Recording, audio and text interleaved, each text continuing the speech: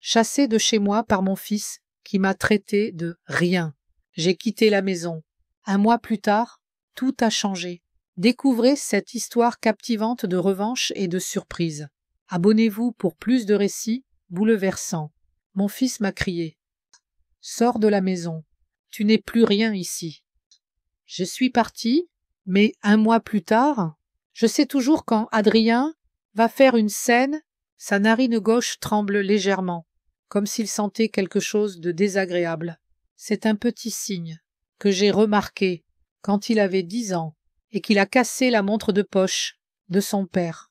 Maintenant, 42 ans plus tard, j'observais la même grimace, alors qu'il me fusillait du regard. De l'autre côté de la table, mes doigts serraient la fourchette plus fort.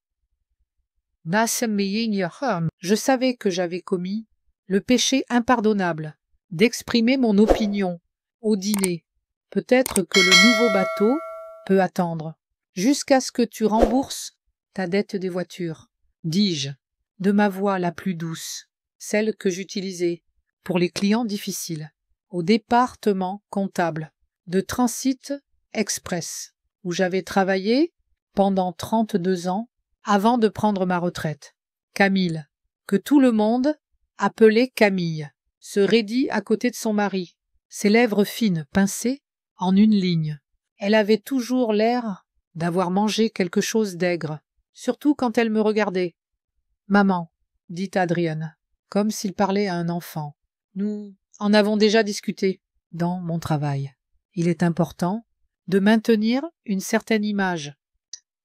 Évaluateur immobilier pour le bureau de l'évaluation fiscale. Du comté, à la manière dont Adrien le disait, on aurait cru qu'il siégeait à la Cour suprême.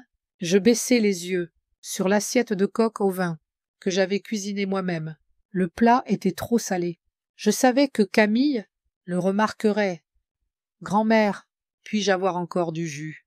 La voix de mon petit-fils, Léon, brisa la tension croissante. Je lui souris, le seul dans cette maison qui semblait sincèrement heureux de ma présence. « Bien sûr, Léon. »« Son nom est Léon, maman, » corrigea Adrien immédiatement. « Nous en avons déjà discuté. » Je me levai pour remplir le verre de Léon, que j'avais le droit d'appeler Léon, jusqu'à ce jour fatidique, où Camille décida que c'était un nom trop banal pour leur fils. Notre petite Chloé, qui venait d'avoir 7 ans, jeta sa fourchette par terre. « Si je ne veux pas manger cette cochonnerie, tu vois, même Chloé ne peut pas le manger, » murmura Camille. Jetant un œil au coq au vin, je me baissai en silence, ramassai la fourchette et la posai près de l'évier. Puis je pris une propre dans le tiroir et la tendis à ma petite fille. « Oh, si tu ne veux pas le plat, ma chérie, tu peux juste manger les légumes, suggérai-je. Chloé peut manger ce qu'elle veut, intervint Camille. Elle a eu un bon déjeuner à l'école. J'ai réprimé un soupir, 67 ans, et je n'avais toujours pas appris à garder la bouche fermée. Je traversai la cuisine pour retourner à ma place. Mais à peine assise, Adrien posa son verre de vin. Avec un claquement, ça, nous réservons le bateau Étoile de mer. C'est samedi. Il me regarda avec défi, comme si je n'étais pas sa mère, mais un contribuable, essayant de cacher un sous-sol. Je m'abaissai lentement dans la chaise. « Adrien, je suis juste inquiète. »« Inquiète de quoi ?» interrompit-il. « De comment nous dépensons notre argent. Tu ne sais rien de l'argent que je gagne. » Je sentis mes joues rougir d'embarras. Quand cela avait-il commencé? Quand mon fils avait-il commencé à me parler ainsi? C'était une glissade graduelle, lente comme un glacier, mais tout aussi inexorable. Peut-être le jour où j'ai accepté d'emménager avec eux, pour aider avec les enfants, après la naissance de Chloé, ou même plus tôt, quand j'ai signé les papiers de la maison dans le petit bureau de l'agent immobilier, sachant qu'Adrien avait été refusé 3 fois pour un prêt hypothécaire et déterminé à préserver sa fierté en le laissant croire que la banque avait enfin accepté. Il y a 12 ans pendant lesquels il ne savait pas que sa mère était la véritable propriétaire de la maison où il vivait. Ces huîtres ont l'air délicieuses, avait dit le banquier, alors qu'Adrien, Camille et moi célébrions l'approbation de son prêt. Dans un restaurant côtier, Adrien semblait si fier, commandant le champagne le plus cher, même s'il était encore jusqu'au cou dans les dettes. Ouais, je pense qu'ils ont enfin vu mon potentiel, avait-il dit au banquier, son ami de golf, qui n'avait aucune idée que les papiers avaient déjà été remis à mon nom et que la banque d'Adrien n'était même pas impliquée dans l'affaire. Tu sais, quand tu obtiens enfin ce que tu mérites, c'est un sentiment spécial. Tout ce qu'il avait fallu, c'était presque toutes mes économies, accumulées sur une vie entière, passées à vérifier des registres, à traquer les centimes pour les affaires des autres. Mais je l'avais fait volontiers. Après tout, n'est-ce pas ce que font les mères? Maman, la voix d'Adrien me ramena au présent. Est-ce que tu m'écoutes? Seulement, je suis désolé, chérie, clignai-je des yeux. Qu'as-tu dit? Ben, il soupira, avec une patience exagérée. Je disais que nous avons besoin que tu surveilles les enfants le week-end prochain. Camille et moi avons un voyage d'affaires sur la côte. Voyage d'affaires. Je savais ce que cela signifiait vraiment. Lui et Camille allaient dans une station balnéaire, où Adrien essayait d'impressionner des gens qu'il pensait importants, des gens qu'il croyait pourraient l'aider à obtenir la promotion dont il parlait. Depuis 3 ans maintenant, bien sûr, dis-je, je serais heureuse de passer du temps avec Léon et Chloé. Ah, Margot, assure-toi que Léon fasse son projet de science, ajouta Camille, sans lever les yeux de son téléphone. La dernière fois que nous sommes rentrés, rien n'avait été fait, parce que ton fils avait une fièvre de 39. Je voulais dire, parce que j'avais passé 2 jours à appliquer des compresses froides sur son front et à le rassurer qu'il n'allait pas mourir, pendant que vous ne répondiez pas à mes messages depuis la station, mais je ne dis pas cela à la place. Je haïs la tête et commençai à ramasser les assiettes. Laisse-les. Dites Camille, la femme de ménage vient demain. Ce n'est pas difficile pour moi de nettoyer, compterai-je, sachant que si les assiettes restaient, l'odeur du coq au vin se répandrait dans la cuisine. D'ici le matin. Maman, la voix d'Adrien devint durée. Camille a dit de les laisser. Je reposai les assiettes, me sentant comme une étudiante réprimandée. Comme tu veux. Léon me regarda, avec sympathie. Son âme de 10 ans semblait saisir l'humiliation dans cet échange. Je lui fis un clin d'œil, essayant de lui montrer que ça allait. Qui veut voir le nouveau spectacle? Demanda Adrien, se levant des tables. Papa a acheté un nouveau projecteur. Pour la terrasse, nous pouvons avoir une soirée cinéma. Au nouveau projecteur. Les mots sortirent avant que je puisse m'arrêter. Mitch, n'as-tu pas acheté une télévision? Le mois dernier. Silence, lourd, menaçant. Camille me regarda, ses yeux bleu pâle, plissés, comme si elle avait repéré un cafard sur ses chaussures de marque. Ça, Adrien voulait faire une surprise aux enfants, dit-elle doucement. Mais apparemment, certaines personnes ne peuvent s'empêcher de gâcher les choses. Je ne voulais pas, commençai-je. Si, tu voulais, interrompit Adrien, sa voix dangereusement basse. Et tu fais toujours ça. Maman, toujours à essayer de me faire sentir coupable, de dépenser mon propre argent. Je pense juste que peut-être tu devrais être plus prudent avec quoi? Éleva-t-il la voix. Avec mes finances, avec ma maison, avec ma famille. Les enfants, regarda-t-il Léon et Chloé, qui nous observaient, les yeux grands ouverts. Peut-être pas ici. Non. Adrien frappa sa paume sur la table, faisant sursauter Chloé. Je veux qu'ils entendent aussi. Je veux qu'ils sachent que leur père travaille comme un fou pour subvenir aux besoins de cette famille, pendant que leur grand-mère, qui vit ici gratuitement, compte constamment chaque centime que je dépense. Je ne compte pas. Si, tu le fais. Son visage rougit. Tu l'as toujours fait. Ne prends pas ce jouet. Adrien, c'est trop cher. Ne va pas dans cette université. Adrien, c'est trop cher. Ne prends pas ce prêt. Adrien, c'est comme si tu avais passé toute ta vie à m'empêcher d'avoir quelque chose de bien. Sheila. Ces mots me frappèrent. Comme une gifle, ils me coupèrent le souffle. J'ai toujours voulu le meilleur. Pour toi. Le meilleur. Mais, ricana-t-il, tu n'as aucune idée de ce qu'est le meilleur. Tu as passé toute ta vie, assise derrière des registres, à compter l'argent des autres. Et maintenant, tu essaies de me dire comment vivre ma vie. Je me levai, sentant mes genoux faibles. Je pense qu'il vaut mieux que j'aille dans ma chambre. Et... Oui, va-t'en.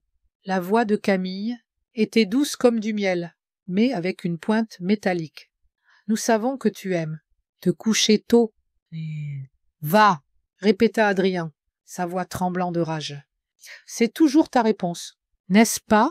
Éviter la confrontation, prétendre que le problème n'existe pas. Je fis un pas vers la porte, mais il me suivit. Tu sais quoi? Peut-être devrais-tu partir, tout simplement. Il lâcha ça. Adrien. Camille sembla surprise, mais pas particulièrement inquiète. Non, je suis sérieux, se tourna-t-il vers elle, puis vers moi. J'en ai marre des regards critiques constants, de l'agressivité passive, de toi me faisant sentir comme un enfant, dans ma propre maison. Si. Ces mots firent basculer quelque chose en moi. Je connaissais une vérité, qu'il ignorait, mais la dire maintenant, au milieu d'une dispute, ruinerait tout. Tu as raison, dis-je doucement, et peut-être est-il temps que je passe à autre chose. Il cligna des yeux, clairement pas préparé à cette réponse, mais sa colère revint, avec une vigueur renouvelée. Oui, tu n'es personne ici. Tu penses avoir ton mot à dire sur comment nous vivons, mais tu ne l'as pas. Sors de ma maison. Tu n'es personne ici. Maintenant. Ces mots résonnèrent dans la cuisine. Chloé commença à pleurer. Léon restait figé, les yeux grands ouverts. Camille posa sa main sur l'épaule de sa fille. Mais ne dis rien. Personne. Le mot me brûlait, comme de l'acide. Après tout ce que j'avais fait, après tous les sacrifices, je pris une profonde inspiration et redressai les épaules. Il était temps d'affronter la vérité, que j'avais niée. Pendant si longtemps, mon fils n'était plus le garçon, à qui je lisais des histoires, au coucher, dont j'embrassais le genou écorché, pour le soulager. Il était un étranger, me regardant avec mépris. D'accord. Adrien, dis-je, surprise par le calme de ma voix. Je vais partir. Il cligna des yeux à nouveau, comme s'il ne s'attendait pas à ce que j'accepte si facilement au fil des années. Il s'était habitué à ce que je cède, que j'arrondisse les angles, que je pardonne. Mais cette fois, c'était différent. Quelque chose en moi s'était brisé, ou peut-être s'était enfin guéri. Léon, Chloé, me tournai-je vers mes petits-enfants, utilisant les surnoms qui agaçaient tant leurs parents. Grand-mère vous aime beaucoup, ne l'oubliez jamais. Léon sauta de sa chaise et m'enlaça. Je le serrai contre moi, respirant l'odeur de son shampoing et ce parfum spécial qu'il avait. Ne pars pas. Grande-mère, murmura-t-il. Parfois, il faut partir pour se retrouver, répondis-je doucement. Tout ira bien. Je m'écartai et regardai Chloé, qui se cachait derrière sa mère. Je t'aime aussi, Chloé. Sois une bonne fille. Tiens. Puis je me tournai et allai dans ma chambre, une petite pièce près de l'arrière de la maison, que Camille appelait la chambre d'amis. Bien que j'y vive, depuis 5 ans, je ne perdis pas de temps à pleurer ou à regretter. Au lieu de cela, je rassemblais méthodiquement mes affaires, vêtements, photos, quelques livres et des papiers personnels. Je les mis dans 2 valises et une boîte. Quand je retournai au salon, Adrien était assis sur le canapé, fixant son téléphone, comme si rien ne s'était passé. Camille mettait les enfants au lit. « Ah, j'ai appelé un taxi, dis-je. Il sera là dans 15 minutes. » Adrien leva les yeux, et pendant un instant, je vis quelque chose. Dans ses yeux, pas du remords, mais peut-être de la surprise. « Que je parte vraiment. Où vas-tu aller ?» demanda-t-il, sans bouger de sa place. « J'ai un endroit, » répondis-je. Un autre secret que je gardais, le petit appartement que j'avais loué toutes ces années, le gardant comme une solution de secours, comme si une partie de moi savait toujours que ce jour viendrait. Pas besoin d'être dramatique. Son ton devint condescendant. Reste jusqu'à demain. Trouver un endroit normal? Non, merci, secois-je la tête. Je pense que tu as raison. Je dois partir. Nous restâmes dans un silence gênant, jusqu'à ce que le bruit d'une voiture s'égarèrent, se fasse entendre. C'est mon taxi. J'ai pris mes valises. As-tu besoin d'aide? Demanda-t-il à contre-cœur, sans se lever du canapé. Non, je peux me débrouiller, répondis-je. Bien que les valises soient lourdes pour mes bras de 67 ans, au revoir, Adrien. Je sortis par la porte d'entrée, sans regarder en arrière. Le chauffeur de taxi m'aida avec mes bagages. Et bientôt, nous roulions dans les rues de Valmont, passant devant des maisons soignées, avec des pelouses tondues et des garages pour 2 voitures. En tournant au coin, je me permis une seule larme, pas de chagrin, mais de soulagement. Pendant 12 ans, j'avais vécu un mensonge, prétendant que la maison était à Adrien. Maintenant, ce mensonge, comme tant d'autres, serait derrière moi. Il y avait un temps pour la vérité, mais pas aujourd'hui. Aujourd'hui, je partirai simplement, avec une dignité tranquille, important seulement ce qui m'appartenait, et dans 1 mois, tout changerait. Les clés de l'appartement, au 38 avenue des Peupliers, étaient dans la poche de mon manteau. Depuis 5 ans, je les touchais tous les jours, comme un talisman, un rappel que j'avais toujours une issue de secours.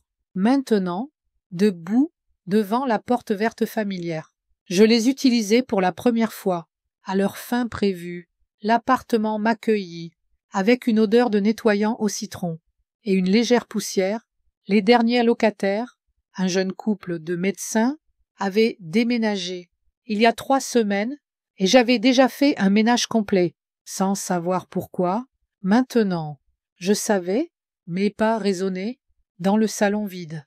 Le mobilier était minimaliste, un canapé acheté en solde il y a 10 ans, une table basse, une lampe, des étagères pour les livres, toutes pratiques, rien de superflu, comme toute ma vie. Je posais les valises sur le sol et m'approchais de la fenêtre. Elle donnait sur un petit parc, avec un banc solitaire et 3 érables, rien de spectaculaire, mais c'était mon espace. Juste à moi, mon téléphone sonna, dans mon sac. Un message de Léon. « Grand-mère, vas-tu bien? Tu me manques. » Mes doigts planèrent au-dessus de l'écran. Que pouvais-je dire à un garçon de 10 ans que son père m'avait brisé le cœur, que j'avais gardé des secrets pendant tant d'années, qu'ils étaient devenus plus lourds que des rochers? Je vais bien, chérie. Grand-mère a maintenant son propre appartement. Peut-être pourras-tu venir. Quand je serai installée, j'envoyai le message, d'autant qu'Adrien ou Camille le permettent un jour, mais mentir pour sauver la journée. C'est ce que font le mieux les mères.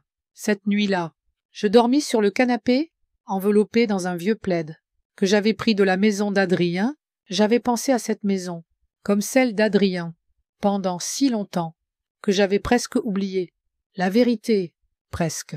Le matin, la première chose que je fis fut d'ouvrir mon vieux carnet, à couverture de cuir usé, à la page V. Une seule entrée. Victor Morel.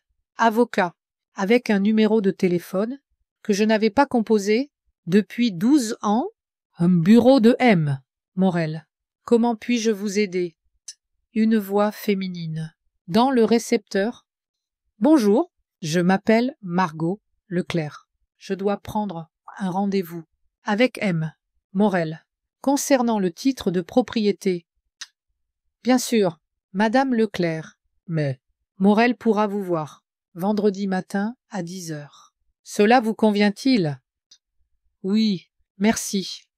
Vendredi était dans 2 jours, 2 jours pour décider si j'étais prête à faire ce que j'aurais dû faire. Il y a longtemps, je passais ces jours à organiser mon appartement. J'achetais des provisions, du linge, quelques plantes, les petites choses qui font d'un espace un foyer. Personne n'appela, sauf Léon, qui envoyait de courts messages. Quand, selon ses mots, papa et maman ne voyaient pas un mot d'Adrien. Je n'étais pas surprise. Mon fils a toujours été maître à éviter les situations inconfortables. Le jeudi soir, Odette appela. Où étais-tu? Sa voix semblait inquiète. J'ai appelé chez toi, mais Camille a dit que tu avais décidé de vivre seule. Que se passe-t-il? Odette Fournier était mon amie depuis que nous travaillions ensemble au département comptable de Transit Express. Elle était la seule personne qui connaissait la plupart de mes secrets, mais pas tous. Peux-tu venir? Des mandailles. J'ai besoin de conseils. 1 heure plus tard, nous étions assises à ma table de cuisine, sirotant du thé, dans de vieilles tasses en porcelaine que j'avais apportées. Donc, il t'a mise dehors. Odette secoua la tête, ses boucles grises, rebondissant au rythme de ses mouvements. Après tout ce que tu as fait, pour lui, il ne sait pas ce que j'ai fait, répondis-je doucement. C'est le problème. Je n'avais jamais dit à Odette, qui possédait vraiment la maison d'Adrien. C'était un secret, que je gardais trop près de mon cœur. Elle couvrit ma main, de la sienne. À combien de temps vas-tu le laisser te traiter ainsi? Il n'y avait pas de jugement. Dans sa question, seulement une véritable inquiétude. Et pourtant, je ressentis une pointe de honte. Tu ne comprends pas? Si, je comprends, interrompit-elle. Je l'ai vu se produire pendant des années. Adrien ne t'appelle que quand il a besoin de quelque chose, de l'argent, du babysitting, du soutien moral. Et quand tu as besoin de lui, où était-il quand tu as eu ton opération du genou, il y a 3 ans? Il était occupé au travail, défendis-je automatiquement. Il était à un tournoi de golf, me rappela Odette. Je suis venue te chercher à l'hôpital. Souviens-toi, pendant que ton fils jouait au golf avec les patrons. Ça. Je restais silencieuse, fixant le thé dans ma tasse. Odette avait raison. Elle avait toujours raison. Te souviens-tu de Noël, il y a 2 ans, continua-t-elle, quand tu as donné à Chloé cette poupée coûteuse qu'elle voulait, et Camille a dit à tout le monde que c'était eux qui l'avaient achetée. Camille voulait juste que Chloé pense que ses parents donnent les meilleurs cadeaux et que sa grand-mère ne le fait pas, terminai-je pour elle. Et ensuite, ils t'ont demandé de leur prêter de l'argent pour un voyage en Côte d'Azur. 1 mois plus tard, je soupirai. Chaque épisode mentionné par Odette était soigneusement rangé dans ma mémoire, comme de vieilles factures que je ne voulais pas examiner. Oh, 20 000 €, dis-je doucement. Ils m'ont demandé 20 000 pour un acompte sur une nouvelle voiture. L'année dernière, je leur ai donné l'argent. Et Adrien a acheté un modèle sport au lieu de la voiture familiale dont nous avions parlé. Odette haussa les sourcils. et tu le défends encore. C'est mon fils. C'est un homme adulte qui devrait être responsable de ses actes. Odette sirota son thé. Que vas-tu faire maintenant? Je me levai et m'approchai de la fenêtre. Un couple âgé était assis sur un banc du parc, se tenant la main. Je les observai un instant, puis me tournai vers Odette. Je rencontre un avocat demain. Ses yeux s'élargirent. Vas-tu enfin lui dire? Pour la maison? Mon silence fut la réponse. Margot, Odette secoua la tête. Tu aurais dû faire ça. Il y a des années. Je sais, retournai-je à la table, mais j'ai toujours pensé que s'il découvrait, ça ruinerait notre relation. Quelle relation? Demanda Odette, amèrement. Celle où tu sacrifies tout, et il le prend pour acquis. Ces mots frappèrent trop près de mon cœur. Je me détournai, cachant les larmes soudaines. Je suis désolée. Sa voix s'adoucit. Ça, je ne voulais pas être cruelle. C'est juste que je déteste le voir te traiter ainsi. Parfois, je me demande où j'ai échoué, à demi-je, ce que j'ai mal fait, en l'élevant. Tu n'as rien fait de mal, dit Odette fermement. Tu l'as élevé seule, après la mort d'Étienne. Tu as fait de ton mieux. Tiens, Étienne, mon mari, mort d'une crise cardiaque, quand Adrien n'avait que 15 ans. Parfois, je me demandais si Adrien aurait été différent, si son père était resté plus longtemps. Peut-être l'ai-je trop gâté, dis-je, en essayant de compenser l'absence de son père. Tu étais une bonne mère. Margot, Odette serra ma main. Et tu l'es encore. Mais être une bonne mère ne signifie pas laisser ton enfant te faire du mal. Nous restâmes assises, en silence. Pendant que notre thé refroidissait, sais-tu ce qui est le plus triste? Dis-je enfin. Ça, mes petits-enfants me manquent. Léon est un garçon si sensible. Et même Chloé, sous tout ce gâchis, il y a quelque chose de spécial en elle. En te priver de la compagnie de tes petits-enfants, demanda Odette, indignée. Pas vraiment. Secouai-je la tête. C'est juste, je ne sais pas comment les choses seront après ce qui s'est passé, après ce qui va se passer. Odette m'enlaça fort, avant de partir. Tu mérites mieux que ça. Margot, souviens-t'en, quand tu iras chez l'avocat. Je restai éveillée, presque toute la nuit, passant en revue les souvenirs. Dans mon esprit, comme de vieilles photos, Adrien a 8 ans, montrant fièrement sa première note. A, en maths, à Césée, en maladroit et maussade, après la mort de son père, mais ayant encore besoin de moi, même s'il ne l'admettait pas.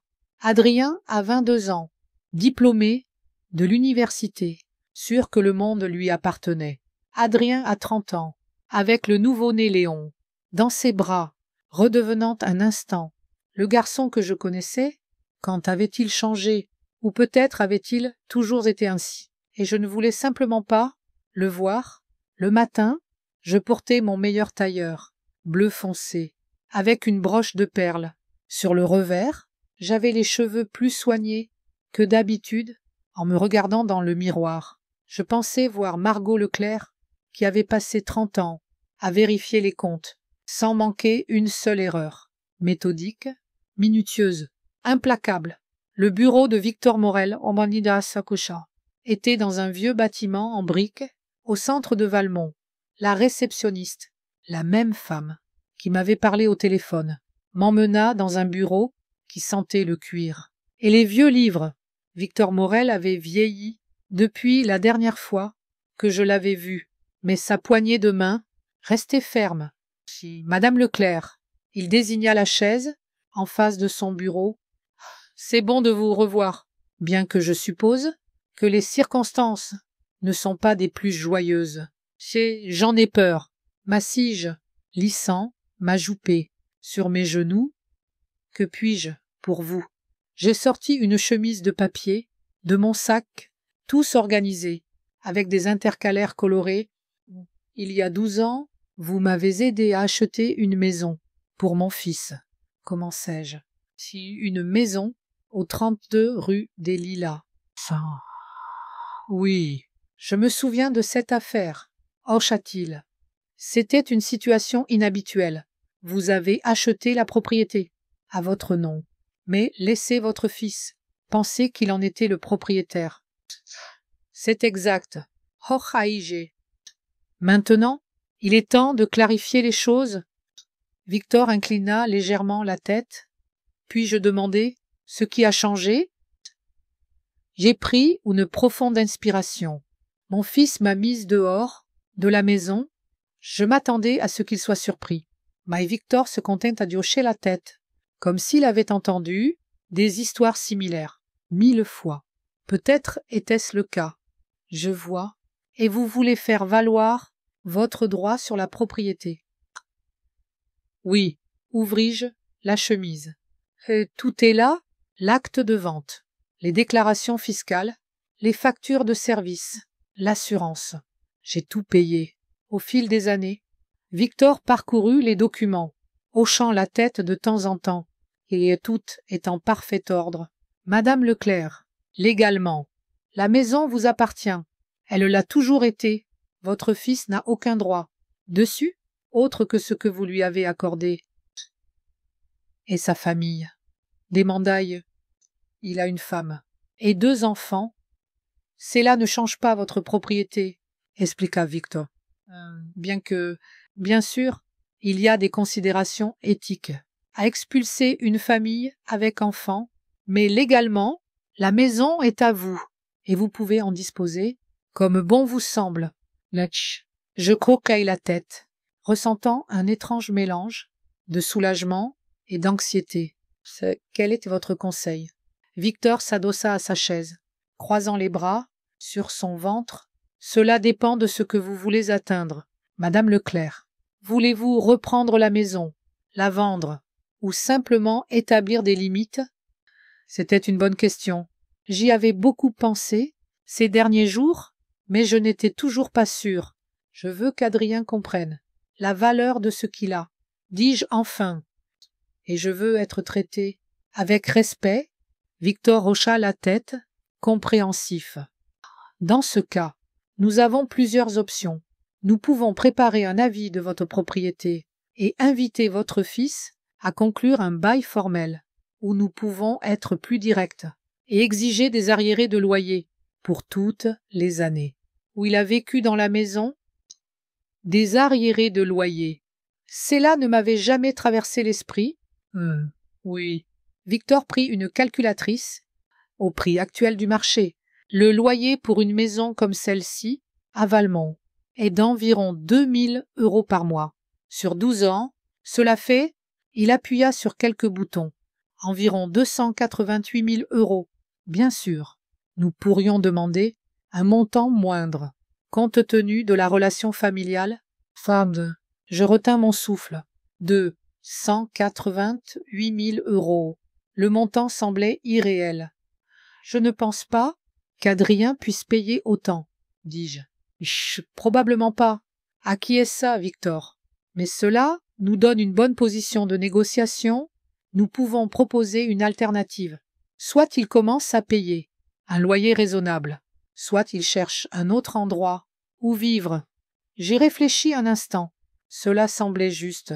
Après tout ce que je voulais, c'était de l'équité. Il y a un autre point à considérer, continua Victor. Au fil des années, votre fils a peut-être contracté des prêts contre la maison, pensant qu'elle était à lui. Si c'est le cas, cela pourrait créer d'autres complications légales. Je me sentis comme aspergé d'eau froide. Adrien et ses aventures financières constantes. Bien sûr, il aurait pu le faire. Comment pouvons-nous vérifier? Je peux demander des informations au registre des privilèges, répondit Victor. C'est une procédure standard. Il nota quelque chose dans son carnet. Que voulez-vous faire ensuite? Madame Leclerc? Je regardai les papiers sur la table. 12 ans de silence. 12 ans à laisser Adrien penser qu'il avait tout pour lui. préparer tous les documents nécessaires. Dis-je fermement. Je veux que mon titre soit officiellement confirmé, et je veux un bail rédigé avec un loyer raisonnable. Victor hocha la tête, et à propos des arriérés, j'ai réfléchi un instant. Incluez-les dans les documents, mais comme une option, je ne suis pas sûr. D'insister là-dessus? D'accord. Victor prit une autre note. J'aurai tout prêt dans la semaine. En attendant, Madame Leclerc, je vous conseillerais de ne pas communiquer avec votre fils sur cette question. Laissez le premier avis venir de moi. Officiellement, j'ai hoché la tête, ressentant un étrange soulagement de confier ce lourd fardeau à quelqu'un d'autre.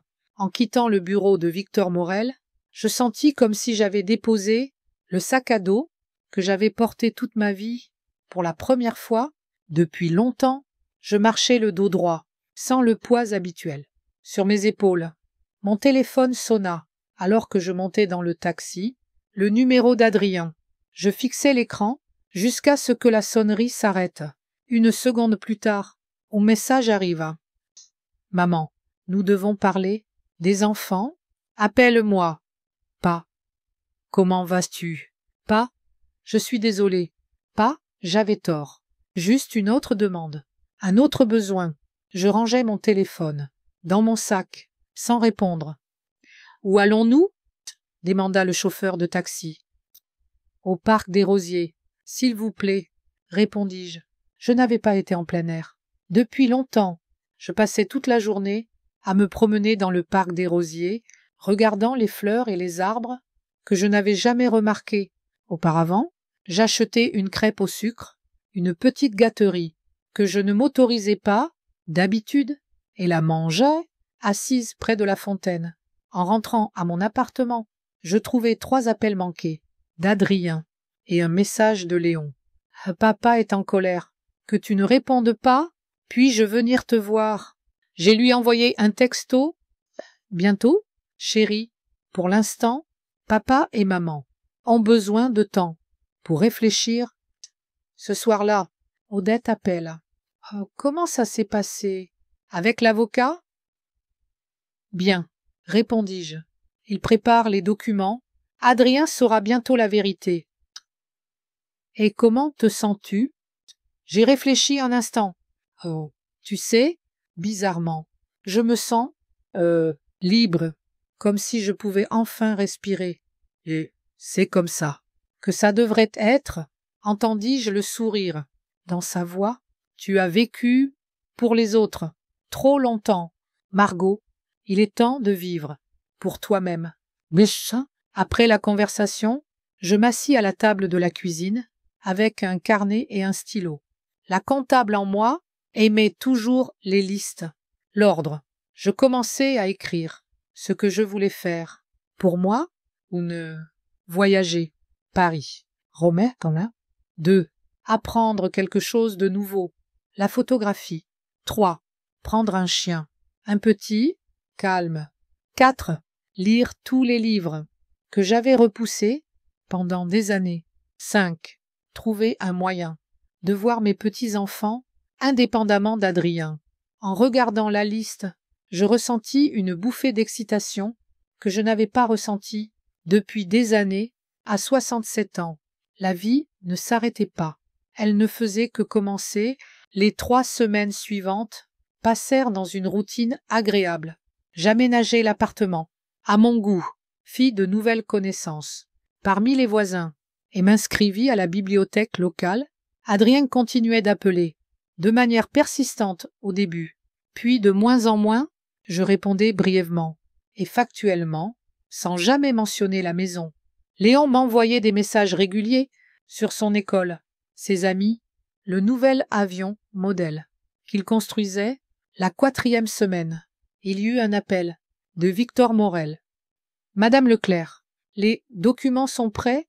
J'aimerais que vous veniez pour les signer. » « Bien sûr, » répondis-je. « Et je serai là demain matin. »« Il y a autre chose, » dit-il, une note d'inquiétude. Dans la voix, j'ai vérifié le registre des privilèges. comme nous en avions discuté. J'ai peur que la situation soit plus compliquée que nous ne le pensions. Que voulez-vous dire? Votre fils a en effet contracté plusieurs prêts en utilisant la maison comme garantie, sans votre connaissance, ni votre consentement, ce qui, bien sûr, est illégal, étant donné qu'il n'est pas le propriétaire, mais il y a un problème plus sérieux. La maison a été saisie dans le cadre d'une poursuite, une saisie. Je sentis le sang se retirer de mon visage. Quel genre de poursuite? Cela concerne le non-paiement de plusieurs prêts et possiblement une fraude financière dont votre fils est soupçonné. Je ne connais pas encore les détails, mais c'est une affaire sérieuse. Je m'affaissai dans ma chaise, sentant mes genoux faiblir. Qu'est-ce que cela signifie? Pour moi, pour la maison. Pour vous personnellement, rien que, puisque vous n'étiez pas impliqué dans ces transactions. Pour la maison, cela dépend. Si nous pouvons prouver que votre fils a agi sans votre consentement, en utilisant une propriété qui ne lui appartient pas, je suis sûr que nous pouvons le faire. Nous avons toute la documentation nécessaire. Je fermai les yeux, essayant de comprendre l'information. Adrien et ses aventures financières. Je savais toujours que cela mènerait à des problèmes un jour, mais je n'avais pas réalisé à quel point c'était sérieux. Que dois-je faire maintenant? Revenez demain, comme convenu. Dites Victor, nous signerons les documents et élaborerons une stratégie sur la façon de procéder. Ne vous inquiétez pas. Madame Leclerc, la loi est de votre côté. Après l'appel, je restai immobile, longtemps, fixant par la fenêtre les érables dans le parc. Leurs feuilles commençaient à jaunir. Un rappel que tout change, tout se transforme, y compris moi. Cette nuit-là, je pris une décision. Je ne sauverai plus Adrien des conséquences de ses actes. Je ne sacrifierai plus mon bien-être pour son confort. Trop longtemps, je l'avais laissé m'utiliser, me prendre pour acquise, ne pas apprécier tout ce que je faisais. Plus maintenant, il était temps pour Margot Leclerc de se défendre. Le lendemain matin, je signai tous les documents dans le bureau de Victor Morel. Un avis officiel de ma propriété de la maison, une demande de recouvrement, des arriérés, de loyer de 12 ans, des documents prouvant qu'Adrien avait agi sans ma connaissance, ni mon consentement, en utilisant la maison comme garantie. Quand le saura-t-il? Des mandailles, posant la dernière signature. L'avis sera livré demain, répondit Victor. Préparez-vous à un appel de sa part. Juste après, j'ai hoché la tête, ressentant un calme étrange, le calme de quelqu'un qui avait enfin décidé d'agir, plutôt que de réagir. Je serai prête? Le jeudi matin commença par un appel inattendu. Je ne reconnus pas le numéro, mais je répondis, une vieille habitude développée par des années, de travail en comptabilité, où chaque appel pouvait être important. Madame Leclerc? La voix à l'autre bout était féminine, formelle. Je m'appelle Isabelle Marchand, je suis la secrétaire du directeur du collège Saint-Michel. Nous avons un petit problème avec Léon. Mon cœur se serra. Quelque chose ne va pas. Va-t-il bien? Physiquement, il va bien, se hâta-t-elle de me rassurer. Mais ce matin, il est arrivé à l'école, bouleversé, il a éclaté en larmes. Pendant le cours, quand la conseillère scolaire lui a parlé, Léon a dit qu'il voulait vous voir. Nous avons appelé ses parents, mais nous n'avons pas pu les joindre. Je cherchais déjà les clés de l'appartement. Je serai là dans 20 minutes. 30 minutes plus tard, j'étais assise dans le bureau de la conseillère scolaire, tenant la main d'un Léon en pleurs. Son visage tacheté était pâle et gonflé de larmes. Grand-mère, ils se disputent tout le temps, murmura-t-il. Quand la conseillère sortit, pour nous donner quelques minutes seuls, papa crie sur maman. Maman criait sur papa. Hier soir, elle lui a jeté un vase. Je caressais sa tête, sentant mon cœur se serrer. De quoi se dispute-t-il, Léon? Ses yeux bleus se remplirent de nouvelles larmes. Ça, c'est à propos d'argent. C'est toujours à propos d'argent. Papa dit que nous sommes ruinés, et maman dit que c'est de sa faute. Il renifla. Et puis des gens appellent à la maison, et papa leur crie dessus. Il dit qu'ils sont après lui. Et puis la lettre est arrivée hier. Et là, c'est devenu vraiment grave. J'ai sorti un mouchoir de mon sac et essuyé ses joues. Je suis désolée, chérie, les adultes peuvent être stupides. Parfois, je veux vivre avec toi, dit-il soudain, serrant ma main plus fort. Puis-je vivre avec toi? Bam. Ces mots brisèrent mon cœur. Comment pouvais-je expliquer la complexité de la situation à un garçon de 10 ans? Ce n'est pas facile maintenant, Léon, mais je te promets que je serai toujours là pour toi. Quand tu auras besoin de moi, je l'embrassai sur le front. Maintenant, nettoyons-toi et retourne en classe. Étudier est très important. Après m'être assuré que Léon s'était calmé et était retourné en classe, j'appelai Odette. As-tu entendu quelque chose? À propos d'Adrien, demandai-je, quand nous nous rencontrâmes au café en face de l'école. Odette pinça les lèvres. Seulement des rumeurs. Sabine, du club de jardinage, vit 2 maisons plus loin. Elle dit avoir vu des gens en costume, avec des mallettes, venir la semaine dernière. Et son mari, Pascal, jouait au golf avec Rémi Berger. Tu te souviens de Rémi? Il travaille à l'administration fiscale. Avec Adrien. Odette, l'interrompis-je, sachant qu'elle aimait étirer les histoires. Qu'est-ce qui ne va pas? Elle se pencha plus près, baissant la voix. Ils disent qu'Adrien a été suspendu. Une sorte d'enquête interne, quelque chose à voir, avec des évaluations immobilières. Je sentis le sang se retirer de mon visage. Une enquête? Tu penses qu'il? Je ne pense rien, dit Odette rapidement. C'est juste une rumeur. Mais tu connais Adrien. Il a toujours été un peu ambitieux.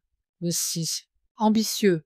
Une manière douce de dire que mon fils a toujours cherché à obtenir plus, qu'il ne méritait, et plus vite qu'il ne le gagnait.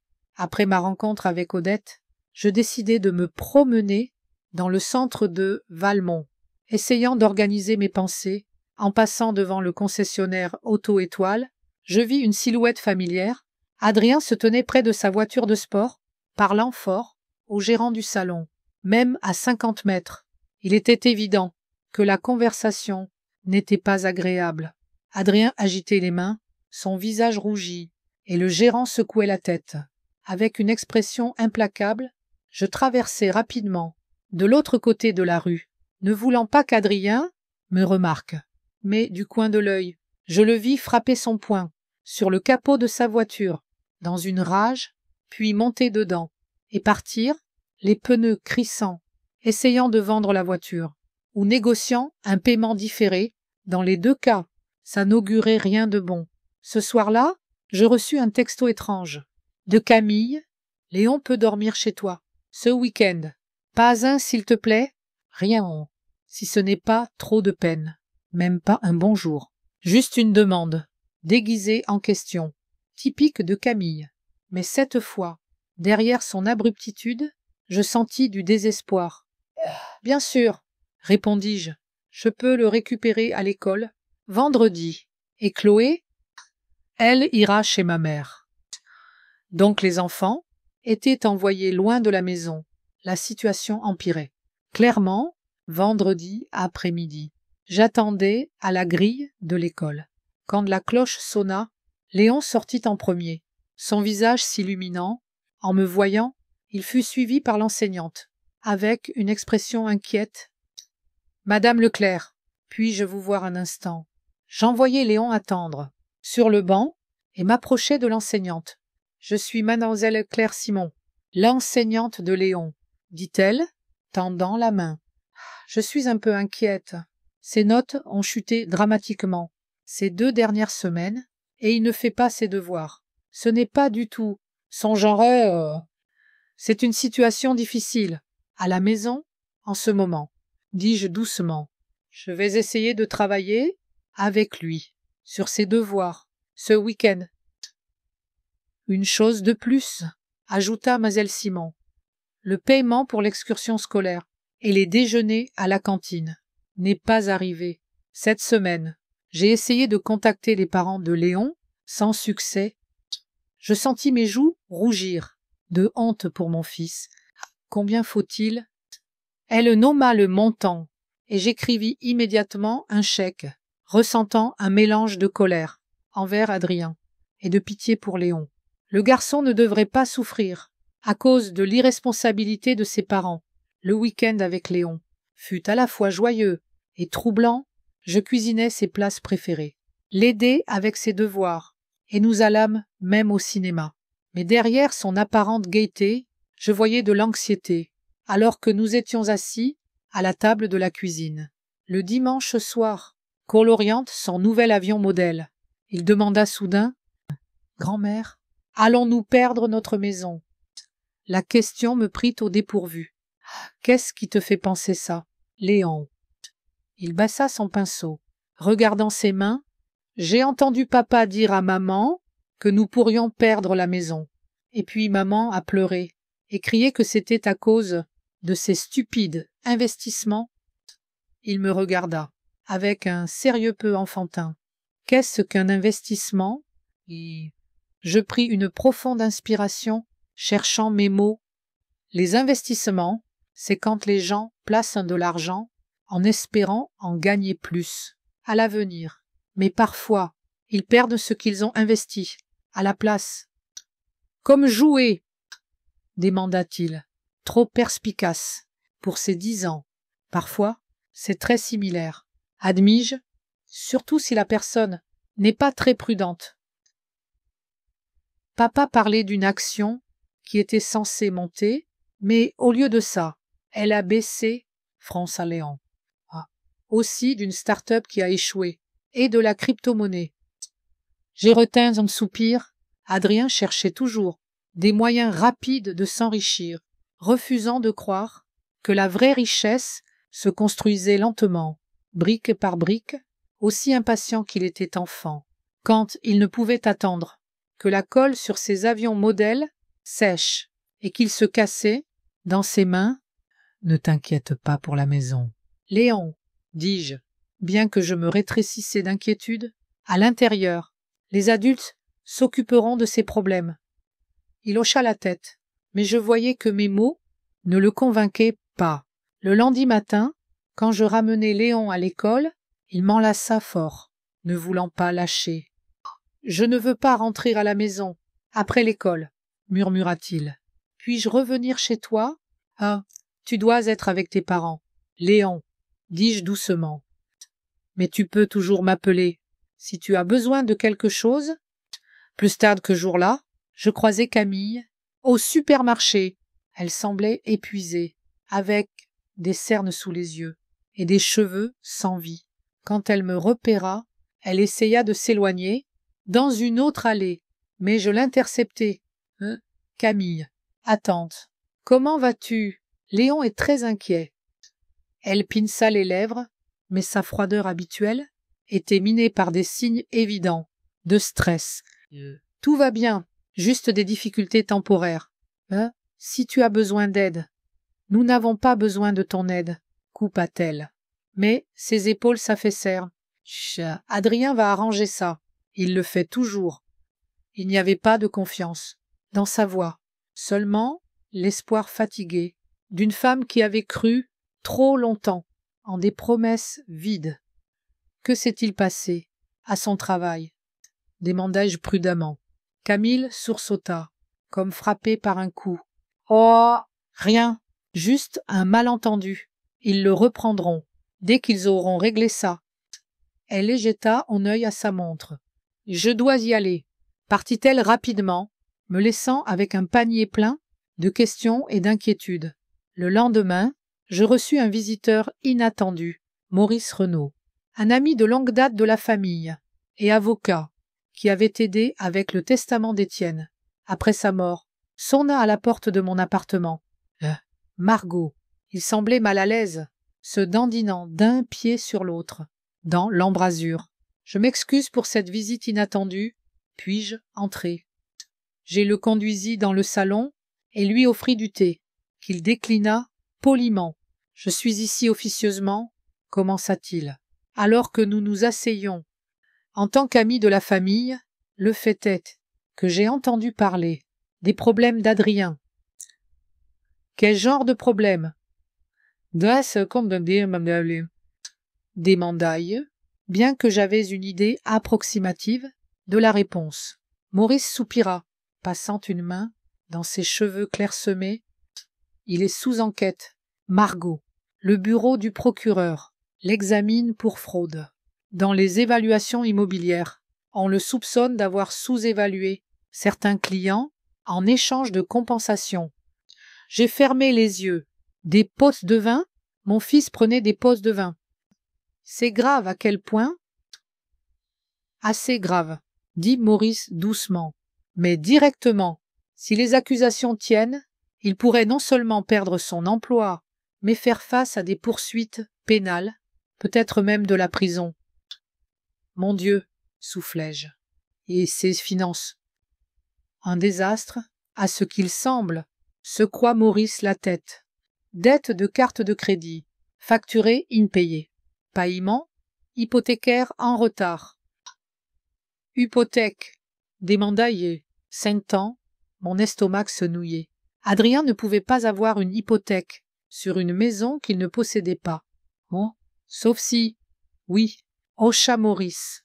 Je comprends qu'il a remortgagé la maison plusieurs fois au fil des années. D'abord pour des réparations, puis pour un investissement, ensuite juste pour payer d'autres dettes. Il a utilisé la maison comme garantie. Ma maison, sans ma connaissance, ni mon consentement. Ce Maurice, dis-je, essayant de rester calme. La maison au 32 rue des Lilas. Elle n'appartient pas à Adrien. Maurice fronça les sourcils. Que voulez-vous dire? Je l'ai achetée, il y a 12 ans, à mon propre nom. Adrien ne l'a jamais possédée. Le visage de Maurice pâlit. En êtes-vous sûr? Je me levai et sortis une chemise de papier, du secrétaire, une copie de ceux donnés à Victor Morel. Voici l'acte de vente. Voici les déclarations fiscales des 12 dernières années. Je possède la maison entièrement. Mais Maurice parcourut les documents, ses sourcils se haussant, à chaque page. Ah, cela change tout, dit-il enfin. Si Adrien a hypothéqué une propriété qui ne lui appartenait pas, c'est de la fraude. Un crime grave? Je m'affaissai sur le canapé, me sentant étourdi. Que vais-je faire?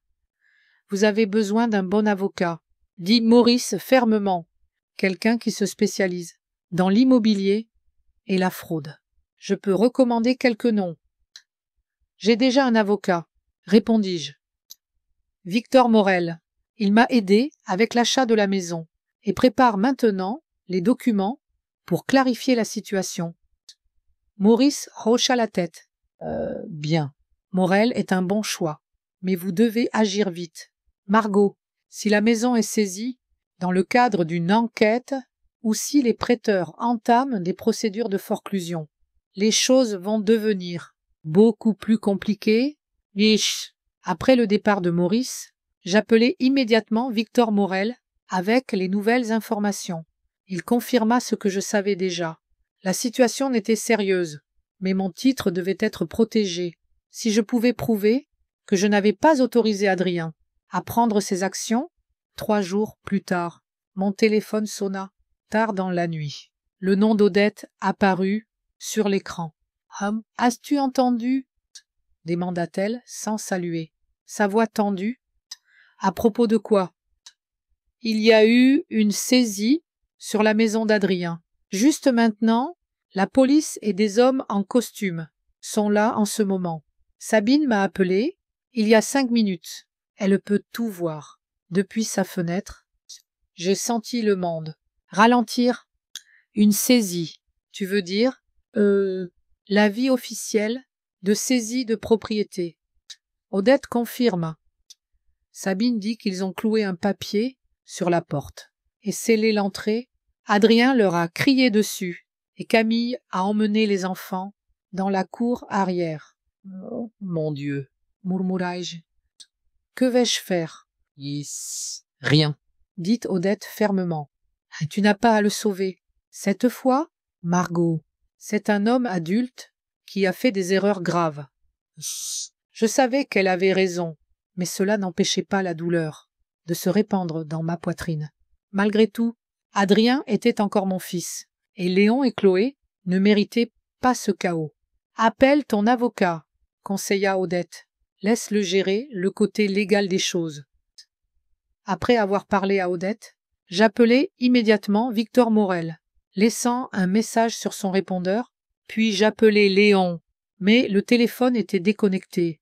Je laissai un message lui demandant de rappeler quand il pourrait, et l'assurant que tout irait bien, je passai la nuit éveillé, fixant le plafond et imaginant les visages confus de mes petits-enfants. Malgré toute la douleur, je ne pouvais m'empêcher de m'inquiéter pour eux, pour Adrien aussi, bien qu'une partie de moi voulait qu'il affronte enfin les conséquences de ses actes. À 2 heures du matin, mon téléphone sonna à nouveau. Cette fois, c'était le nom d'Adrien sur l'écran. J'hésitais, regardant le téléphone vibrer. Une partie de moi voulait ignorer l'appel, le laisser ressentir, au moins un peu, du désespoir que j'avais ressenti quand il m'avait mise dehors. Mais je ne pouvais pas, même maintenant, après tout, je ne pouvais pas. Si, alors, répondis-je, gardant ma voix fermée. Ah, maman, la voix d'Adrien semblait brisée, tremblant d'une panique que je n'avais pas entendue depuis qu'il était petit. Ah, maman, j'ai besoin de ton aide. Ils ont saisi la maison. Ils disent que j'ai commis une fraude. Camille est hystérique. Les enfants ont peur. Je ne sais pas quoi faire. Je fermai les yeux, ressentant un étrange mélange de douleur et de détermination. Que veux-tu que je fasse? Exactement. Adrien. Je ne sais pas. Sa voix s'éteignit. De l'argent. Peux-tu me prêter de l'argent ou parler à quelqu'un? Tu as toujours eu des contacts à la banque. Peut-être qu'ils peuvent faire quelque chose. Oui, nous pourrions rester chez toi jusqu'à ce que les choses se calment. Et typique d'Adrien. Demander sans rien offrir en retour, sans même s'excuser, pour la manière dont il m'avait traité. Je pris une profonde inspiration. J'ai peur de ne pas pouvoir t'aider. Cette fois, Adrien. Quoi? Sa voix passa de suppliante à incrédule. En un instant. Que veux-tu dire? Tu es ma mère. Tu dois aider? Non. Adrien, dis-je fermement, je n'ai pas à le faire et je ne le ferai pas. Pas cette fois. Mais que faisons-nous? Où allons-nous? Il y avait du désespoir dans sa voix. Maman, s'il te plaît, sinon pour moi, alors pour les enfants. C'était un coup bas, et il le savait, utilisant mes petits-enfants contre moi. Chez Adrien, dis-je calmement, surprise par ma propre fermeté. Te souviens-tu de ce que tu m'as dit? La nuit où je suis partie, tu as dit que j'étais personne. Dans ta maison, et que je devais sortir?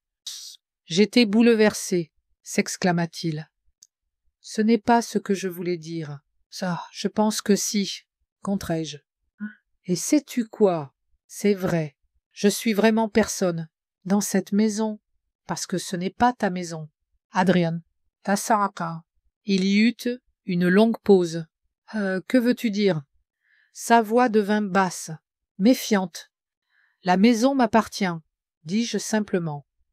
Elle l'a toujours été. Je l'ai achetée, il y a 12 ans, et t'ai laissé croire que tu avais obtenu un prêt pour préserver ta fierté. Une autre pause, encore plus longue. Tu mens, dit-il enfin, mais sans confiance, dans la voix. Tu essaies juste de te venger de moi? Vérifie les papiers. Adrien, les vrais papiers, pas ceux que tu as dû falsifier. Pour obtenir les prêts, la maison au 32 rue des Lilas est enregistrée au nom de Margot Elisabeth Leclerc. Non. Sa respiration s'accéléra. Non, c'est impossible. Je l'aurais su. Tu ne savais que ce que tu voulais savoir, répondis-je. Comme toujours. Ça veut dire, sa voix tremblait. Ça veut dire que la maison ne peut pas être saisie. Ça veut dire que nous sommes en sécurité. Je secouai la tête, bien qu'il ne puisse pas le voir. Ça veut dire que tu as utilisé une propriété que tu ne possèdes pas, comme garantie. C'est de la fraude. Adrien Deja. Et cela ne fait qu'aggraver ta situation. Mon Dieu, il semblait s'étouffer. Ah, mon Dieu, je ne savais pas. Je le jure, je ne savais pas. Je te crois, dis-je doucement. Mais ça ne change pas. Ce que tu as fait, c'est... Aide-moi. Sa voix tomba à un murmure. S'il te plaît, maman, je vais tout arranger. Je le jure. Je vais changer. Aidez-moi juste, cette fois.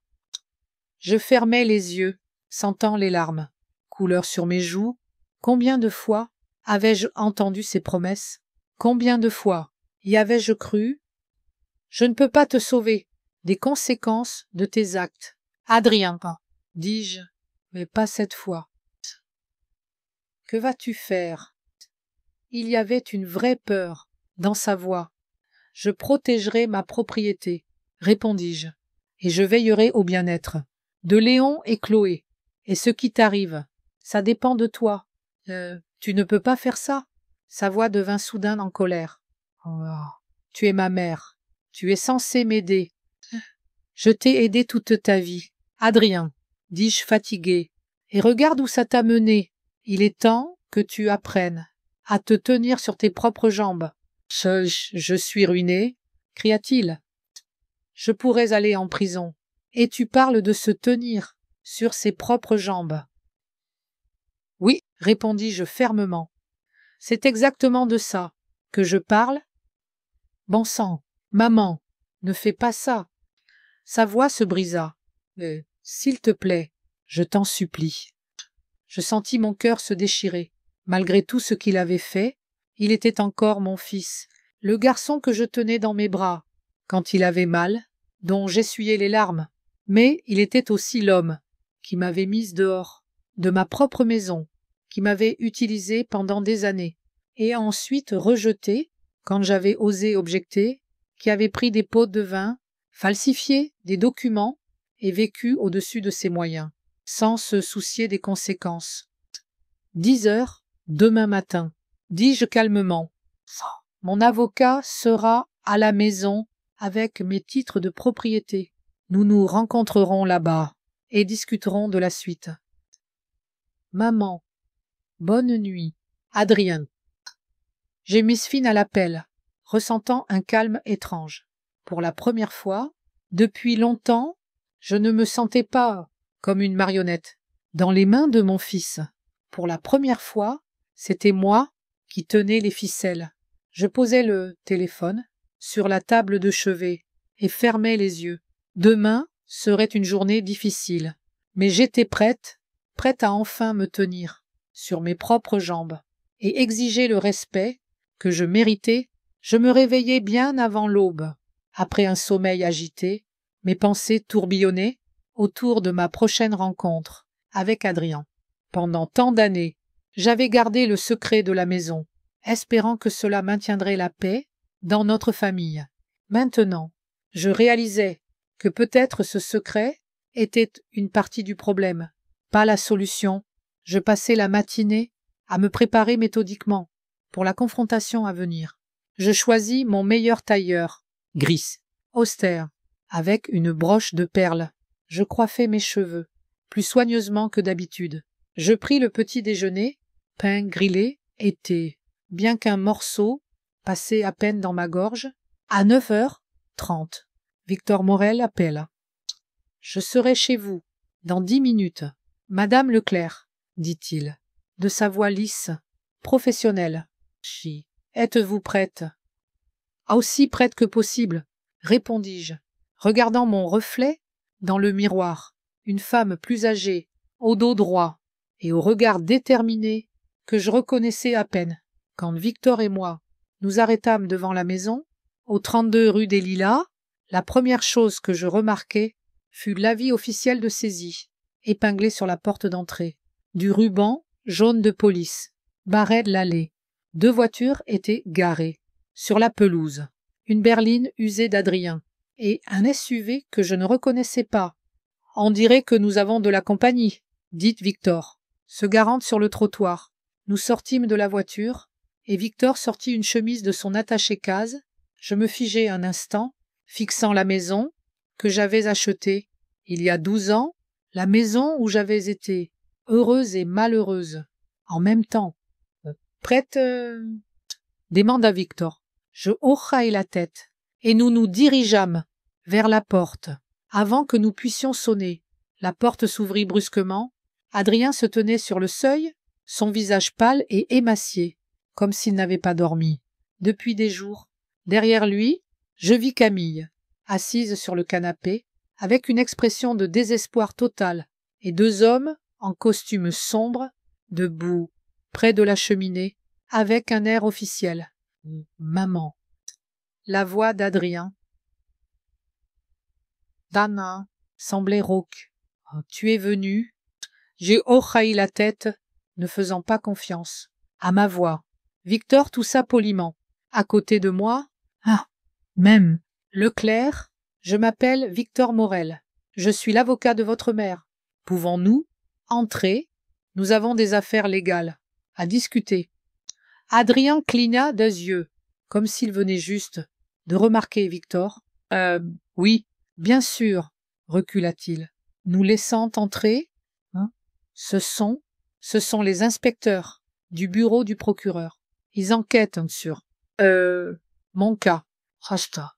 L'un des hommes en costume s'avança. Agent Dupont, bureau du procureur, se présenta-t-il, tendant la main à Victor. Et vous êtes Victor Morel, représentant Madame Margot Leclerc.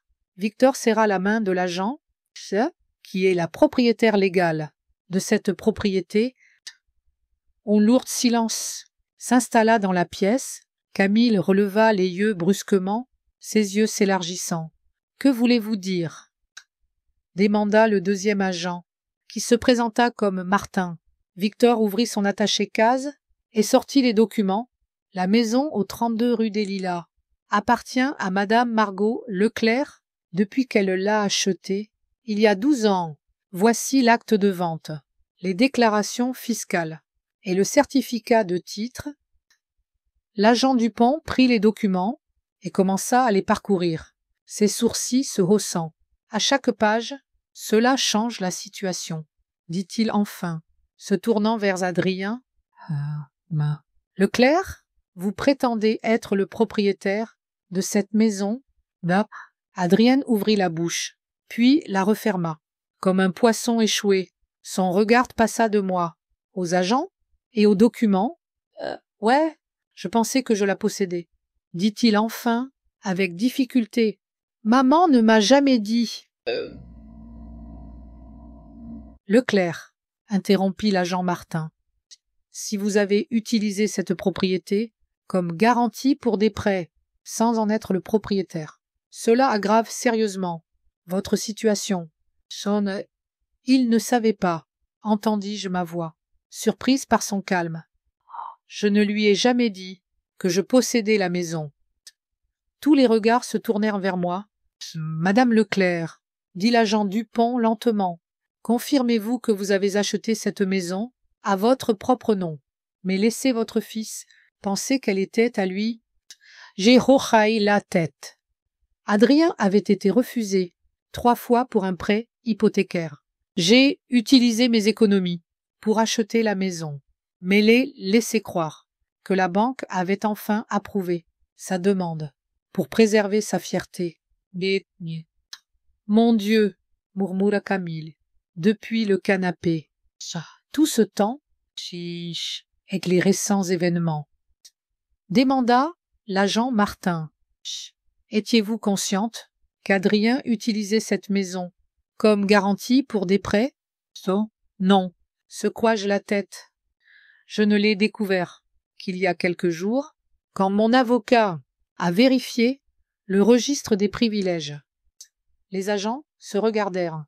Yo, me, Leclerc, dit l'agent Dupont, se tournant vers Adrien. On dirait que la fraude immobilière s'ajoute maintenant aux accusations de corruption et de posse de vin. Je ne savais pas, cria Adrien, son visage rougissant. Je le jure, je pensais que la maison était à moi. Comment aurais-je pu savoir? Victor s'éclaircit la gorge, prudemment. Messieurs, peut-être devrions-nous nous asseoir et discuter de cette situation plus calmement. Il y a évidemment un malentendu ici. Les agents acquiescèrent, et nous nous installâmes tous dans le salon. Je m'assis dans le fauteuil en face du canapé, où Adrien et Camille étaient assis.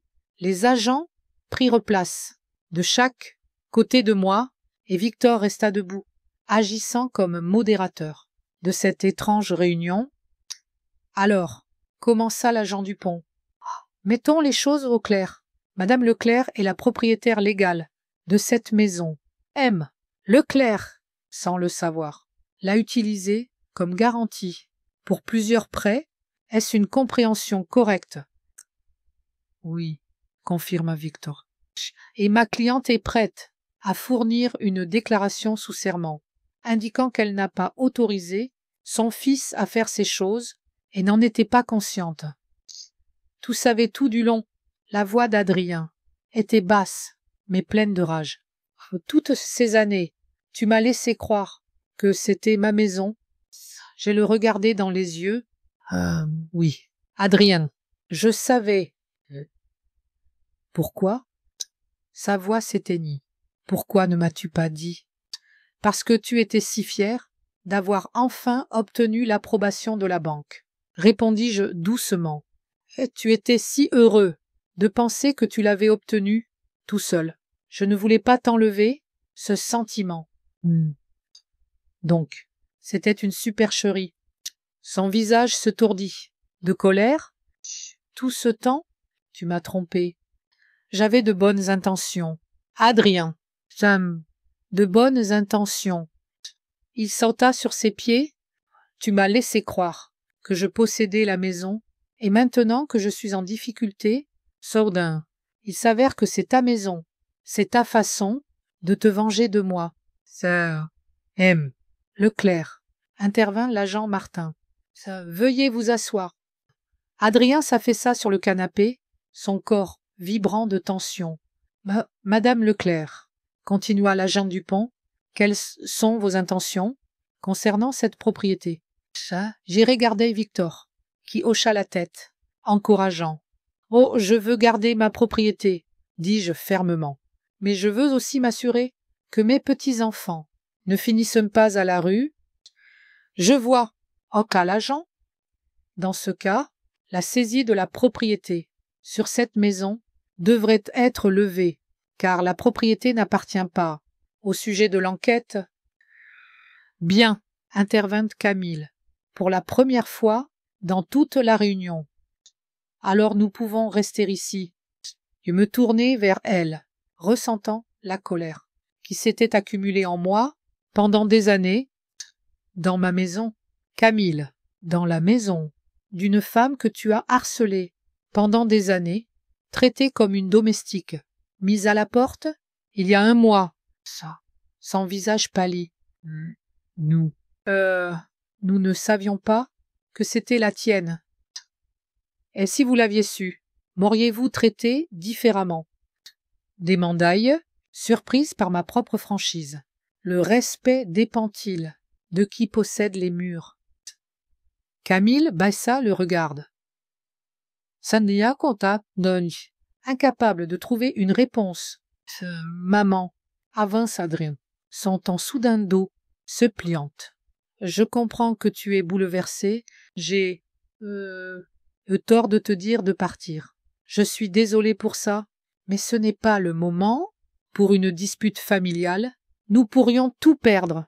Je pourrais aller en prison. S'il te plaît, aidez-nous. J'ai le regardé, cet homme adulte, qui redevenait soudain un garçon effrayé. Quand il était en difficulté, une partie de moi voulait l'enlacer, le protéger, comme je l'avais toujours fait. Mais l'autre partie, la plus forte, savait que cela devait cesser.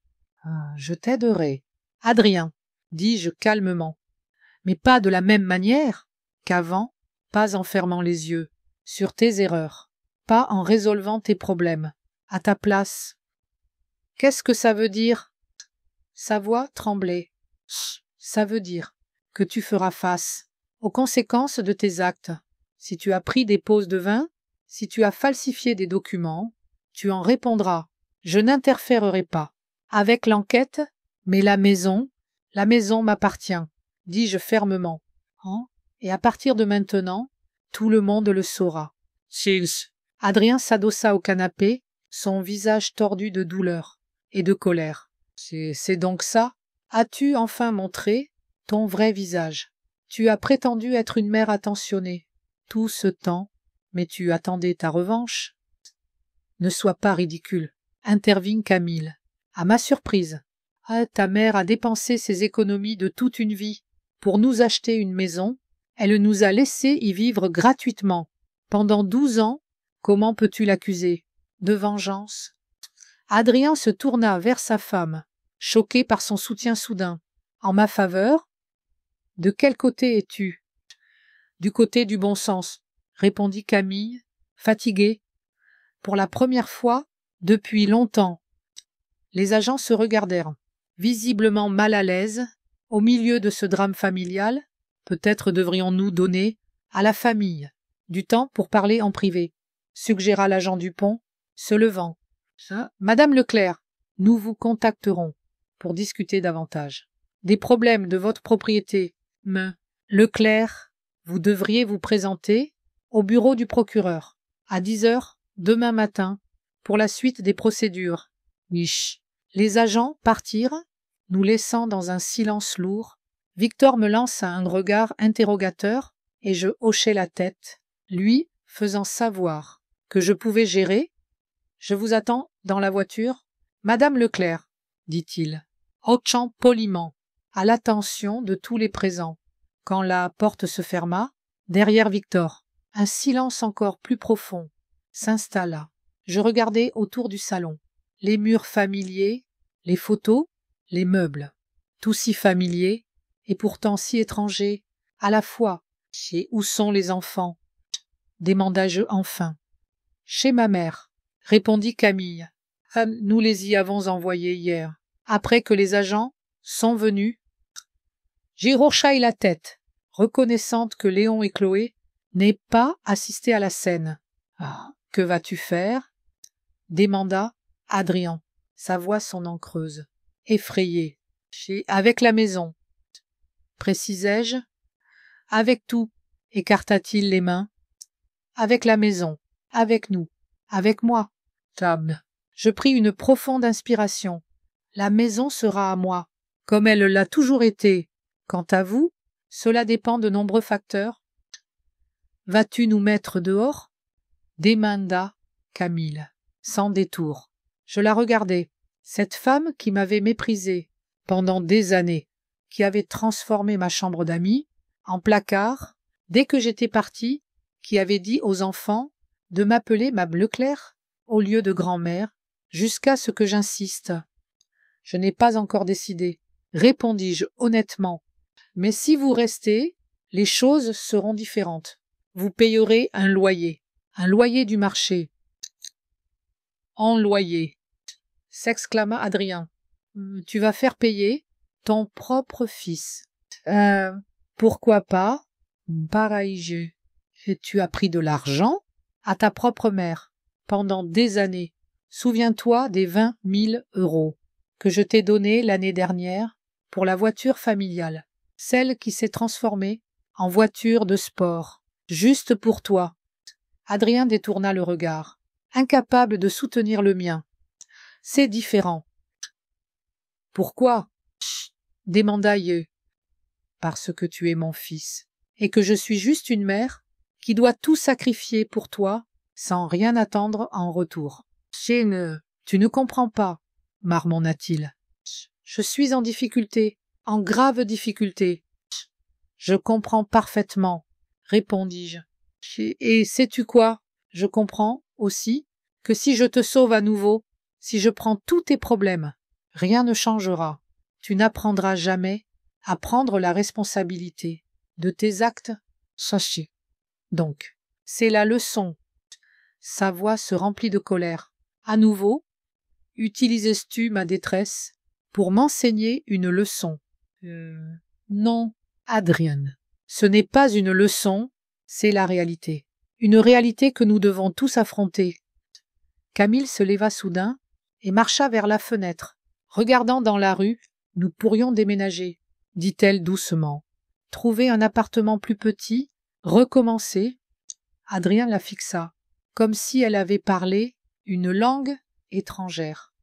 Déménager, de notre maison, de la maison de ta mère, corrigea-t-elle, sans se retourner, une maison qui n'a jamais été la nôtre. Est-ce tout contre moi, aussi? Sa voix tremblait. D'abord maman, maintenant toi. Camille se tourna, son visage étrangement calme. Je suis fatigué. Adrien, fatigué de mentir, de prétendre, de vivre au-dessus de nos moyens. Peut-être que c'est une chance, de tout changer. Je la regardai, émerveillée, jamais auparavant. Je n'avais vu une telle sincérité, une telle humanité chez Camille. Adrien passa son regard de Camille à moi, puis à nouveau. Vous deux êtes de mèche, n'est-ce pas? Sa voix monta. Vous êtes toutes deux déterminées à me détruire. Ne sois pas ridicule, ricana Camille. Nous n'avons pas conspiré, mais pour la première fois, peut-être, nous voyons toutes deux la situation clairement.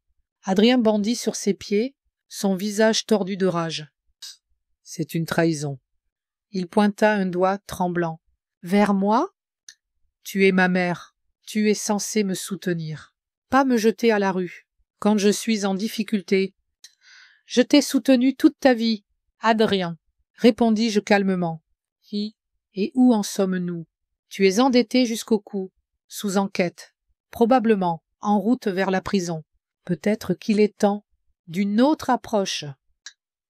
Quelle est approche? Lui cracha-t-il. M'abandonner à mon sort. Non, secouai-je la tête. Te laisser régler tes propres problèmes, comme un adulte. Oh. Il me fixa, pendant une longue minute, sa poitrine se soulevant. Je ne te pardonnerai jamais pour ça, dit-il enfin, doucement. Et jamais. Les mots me frappèrent au cœur, mais je ne le montrai pas. Peut-être, répondis-je. Mais j'espère qu'un jour, tu comprendras. J'ai me levé, sentant que la conversation était terminée, du moins pour aujourd'hui. Je vous contacterai, par l'intermédiaire de mon avocat, pour les prochaines étapes, dis-je, me dirigeant vers la porte. En attendant, je pense que vous avez tous deux besoin de temps pour réfléchir. J'ai regardé autour une dernière fois. Adrien se tenait au milieu du salon, les épaules affaissées, son visage un mélange de colère et de désespoir. Camille regardait à nouveau par la fenêtre, son profil pensif, presque paisible. Quand je sortis, je me sentis étrangement soulagé, comme si le lourd poids que je portais depuis des années avait enfin été retiré de mes épaules. Bien sûr, il y avait encore de nombreux défis à venir, mais à ce moment, en marchant vers la voiture où Victor attendait, je me sentis plus libre que je ne l'avais été depuis 12 ans. Comment ça s'est passé? Demanda Victor. Alors que je montais sur le siège passager. Dur, répondis-je honnêtement, mais nécessaire. Il hocha la tête, compréhensif. Que voulez-vous faire ensuite, Madame Leclerc? J'ai regardé la maison, ma maison, pensant à toutes les possibilités qui s'ouvraient maintenant à moi. Ah, je veux avancer, dis-je. Enfin avancer? 3 jours plus tard, j'étais assise dans le bureau de Victor Morel, parcourant les documents qu'il avait préparés, le bail, l'avis formel de propriété, la lettre exigeante le paiement, des arriérés de loyer. Tous les documents avaient été rédigés avec une précision juridique impeccable. Tout va bien. Madame Leclerc? Demanda Victor, remarquant que je m'attardais sur la page avec le calcul du loyer. Oui, répondis-je, bien que le montant, 2300 € par mois, me faisait un peu grimacer. C'est vraiment le tarif du marché. Un peu inférieur? Hocha Victor. Vu la taille de la maison et le quartier, nous aurions pu demander 3000. Mais j'ai pensé, vu les circonstances. Non, vous avez raison. Signai-je le document d'un mouvement décidé. Le tarif du marché doit être le tarif du marché. Victor hocha la tête, approbateur. Quand voulez-vous rencontrer votre fils et sa femme? Demain. Croisai-je les mains sur mes genoux? Le plus tôt, le mieux. Dans ce cas, je les appellerai et fixerai une réunion. Ici au bureau, cela créera un terrain neutre. J'acquiesçai, même si une partie de moi voulait tenir la réunion. Dans la maison, ma maison, pour affirmer symboliquement ma propriété. Victor avait raison. Le bureau fournirait une atmosphère plus professionnelle, moins émotionnelle. Le soir, Odette appela. Alors, grand jour demain. Il y avait de l'excitation dans sa voix. Oui, répondis-je, m'installant dans un fauteuil avec une tasse de thé. Demain, je proposerai officiellement à Adrien et Camille un choix, payer le loyer ou déménager. Et que penses-tu qu'ils choisiront? J'y réfléchis, me souvenant du regard de Camille, à la fenêtre, de son acceptation soudaine, de la réalité. Honnêtement, je ne sais pas, Adrien est trop fier pour me payer un loyer, mais Camille est plus pratique et avec Adrien poursuivi, et suspendu, soupiraige. Je doute qu'il puisse se permettre quelque chose de comparable à ma maison. Ta maison, répéta Odette, avec satisfaction. C'est si agréable de t'entendre enfin dire ça. J'ai souri, pourtant la tasse à mes lèvres. Oui. Ma maison, c'est étrange, n'est-ce pas? Pendant 12 ans, elle a été mienne, mais ce n'est que maintenant que je commence à le sentir. Et les enfants? Demanda Odette.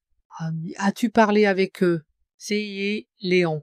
Ma voix s'adoucit à la mention de mon petit-fils. Il a appelé hier. Ils sont rentrés de chez la mère de Camille. Et il a été autorisé à utiliser le téléphone. Autorisé, ricana Odette, comme si parler à sa grand-mère était un privilège, pas un droit. C'est la manière de Camille, haussai-je les épaules, bien que Odette ne puisse pas le voir. De toute façon, Léon a dit qu'il me manquait. Je lui ai promis de le voir bientôt, peu importe ce que ses parents décideront. Eh Chloé, je ne sais pas, admis-je, avec une légère tristesse. Elle a toujours été plus proche de Camille. J'ai peur que ma petite fille aille déjà absorber l'attitude de sa mère envers moi. Les enfants sont plus intelligents que nous le pensons, me consola Odette. Donne-lui du temps. Le lendemain, je mis mon meilleur tailleur, bleu marine avec des boutons argentés, et me rendis au bureau de Victor Morel. J'arrivai 15 minutes en avance. Pour rassembler mes pensées, Victor m'accueillit dans la zone de réception, impeccablement vêtu, et calme comme toujours. « Ils sont là, » dit-il doucement. « Ils sont même arrivés avant vous. » J'ai hochai la tête, sentant mon cœur battre plus vite. Malgré ma détermination, La perspective d'une autre confrontation avec Adrien me rendait nerveuse. Êtes-vous prête? Demanda Victor. Oui, redressai-je les épaules. Je suis prête. Quand nous entrâmes dans la salle de conférence, je remarquai immédiatement combien Adrien avait changé ces derniers jours. Sa chemise, habituellement parfaitement repassée, était froissée, des cernes sous ses yeux et de la barbe sur son menton. Camille, en revanche, semblait concentrée et déterminée, bien que fatiguée. « Maman, » dit Adrienne, se levant. Sa voix était un mélange d'amertume et d'espoir. Adrien, Camille, occaïs-je à leur attention, prenant place en face d'eux. Victor s'assit à côté de moi et ouvrit la chemise de documents. Merci à tous d'être venus à l'heure. Comme vous le savez, nous sommes ici aujourd'hui pour discuter de la propriété, de la maison, au 32 rue des Lilas, et de la manière de procéder. Chip, nous savons que la maison appartient à maman, interrompit Adrien, sa voix semblant fatiguée. Pas besoin de nous l'expliquer. À nouveau. C'est... Très bien, continua Victor, imperturbable. Dans ce cas, allons droit au but. Madame Leclerc, en tant que propriétaire légal de la propriété, vous propose 2 options. Il sortit les papiers et les posa sur la table. Vous pouvez rester dans la maison en signant un bail formel avec un paiement mensuel de 2 300 €, ce qui est le tarif du marché pour ce type de propriété dans votre quartier. 2. Vous pouvez quitter les lieux dans les 30 jours suivant la signature de l'accord. Camille prit les documents et commença à les parcourir, tandis qu'Adrien restait assis, les bras croisés sur la poitrine, avec un regard de défi obstiné. 2 options et demie, dis-je soudain. Victor se tourna vers moi, surprise. Madame Leclerc? Il y a une autre demi-option, regardai-je directement Adrien. Si vous décidez de déménager, je serai prête à aider avec un acompte pour un nouvel endroit, dans des limites raisonnables. Bien sûr, ce n'était pas prévu, mais je pensais que c'était un compromis équitable. Après tout, je ne voulais pas laisser mes petits-enfants sans abri. Camille leva les yeux des papiers, et je vis une lueur de gratitude dans son regard. C'est une offre généreuse, dit-elle prudemment. Généreuse, ricana Adrien, et elle nous met dehors de notre maison, et appelle ça généreux. Ce n'est pas votre maison. Mou, Leclerc, rappela Victor doucement. Elle ne l'a jamais été. J'ai élevé mes enfants là-dedans. Adrien frappa son poing sur la table. 12 ans, 12 et 11. Cette maison était notre foyer. Par la grâce de votre mère, dit Camille, sans lever les yeux. Des papiers qui nous a laissé y vivre gratuitement. Tout ce temps. Adrien fixa sa femme, visiblement pas préparé à une telle trahison. De quel côté es-tu? Du côté de la réalité. Adrien, répondit Camille. Fatigué? Ta mère possède la maison. Elle a le droit d'exiger un loyer ou de nous demander de partir. J'ai regardé Camille avec un nouveau respect. Ces derniers jours, elle semblait avoir subi une transformation d'une belle fille arrogante à une femme réaliste, pratique. Avez-vous besoin de temps pour réfléchir à vos options? Demanda Victor. Camille et Adrien échangèrent un regard. Non, dit Camille après une pause. Je pense que nous savons déjà ce que nous devons faire. Elle reposa les papiers sur la table et se tourna vers moi. Nous déménageons, dit-elle simplement, dans les 30 jours, comme indiqué dans l'accord. Ah? Adrien tressaillit. Là, c'est un dit ça, mais n'objecta pas. Ses épaules s'affaissèrent, comme s'il avait enfin abandonné. En êtes-vous sûr? Demanda Victor. Peut-être devriez-vous en discuter. En privé? Nous l'avons déjà fait. répondit Camille. Hier soir, après l'audience d'Adrien, je regardais mon fils, interrogative. Probation, marmonna-t-il, sans lever les yeux. 2 ans et une amende, une grosse amende. Chut, je suis désolé, dis-je. Et c'était vrai, malgré tout ce qui s'était passé, je ne voulais pas que mon fils souffre. Tu n'as pas besoin d'être désolé. Maman, la voix d'Adrien était creuse. Tu avais raison, j'ai créé cette situation, moi-même. Camille serra sa main. Nous recommencerons, dit-elle, avec une tendresse inattendue. Nous trouverons un appartement plus petit. Je reprendrai le travail à temps plein, à la compagnie d'assurance. Nous irons bien. Je sentis quelque chose se nouer dans ma poitrine, pour peut-être la première fois de ma vie. Adrien et Camille agissaient comme une vraie famille, se soutenant mutuellement dans les moments de besoin. Et mon offre pour aider avec la compte, demanda-je. Camille ouvrit la bouche pour répondre, mais Adrien la devança. Non, merci, dit-il doucement, mais fermement. Nous irons bien. Tout seul, j'ai hochai la tête, réalisant que c'était une question de fierté, le dernier bastion qu'il pouvait défendre. Et les enfants, demanda-je, passant à ce qui m'inquiétait le plus. J'aimerais continuer à les voir. Adrien et Camille échangèrent un regard. Bien sûr, dit Camille après une pause. Il t'aime, surtout Léon. Mais, merci. Sentis-je la tension se relâcher. Un peu Victor tout ça. Dans ce cas, signant l'accord de sortie. Il sortit un document, et Adrien et Camille signèrent à tour de rôle. Quand le papier m'atteignit, je tinsse mon stylo au-dessus de la ligne de signature. Un instant. Il y a autre chose que j'aimerais clarifier, dis-je, les regardant tous deux. Ce n'est pas à propos de la maison, mais de notre relation. Ils me regardèrent, dans l'expectative. Beaucoup de choses changeront. Après votre déménagement, dis-je lentement, choisissant mes mots avec soin. Je ne serai plus votre baby-sitter. Je ne serai plus votre femme de ménage, ni votre cuisinière. Et je ne serai plus votre fonds d'urgence. Adrien pinça les lèvres, mais n'objecta pas. Je suis toujours votre mère, et la grand-mère de vos enfants, continuai-je. Et je vous aimerai toujours, mais je ne me permettrai plus d'être utilisée ou prise pour acquise. C'est assez juste, dit Camille soudain. Nous avions tort de te traiter comme nous l'avons fait. Je la regardai, surprise. C'était ce qui se rapprochait le plus d'une excuse que j'avais jamais entendue d'elle. Merci.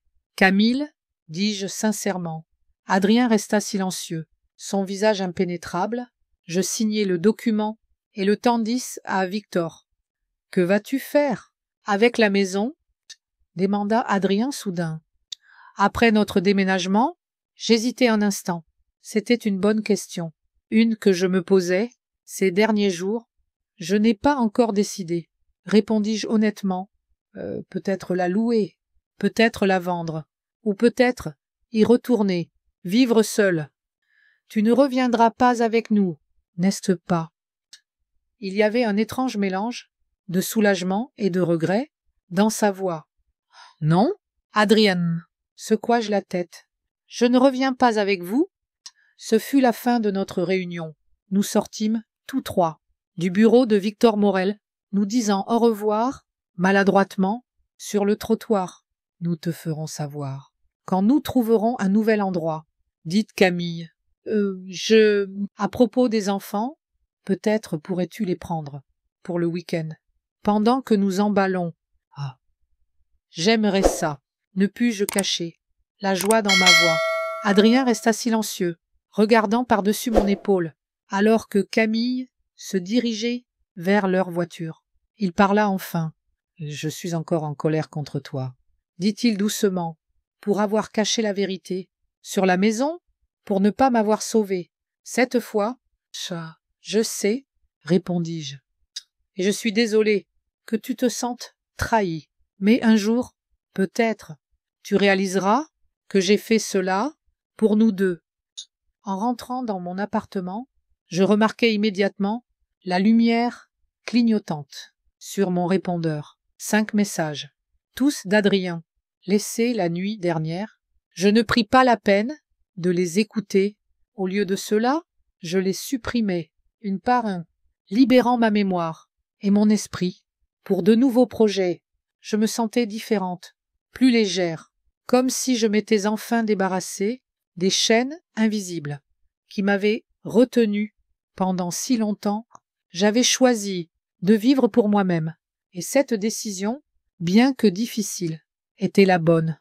Je savais que la route devant moi serait semée d'embûches, mais pour la première fois, je me sentais prête à les affronter, non pas comme la mère ou la grand-mère que tout le monde attendait que je sois, mais comme Margot Leclerc, une femme avec ses propres rêves, ses propres désirs et une nouvelle vie à construire.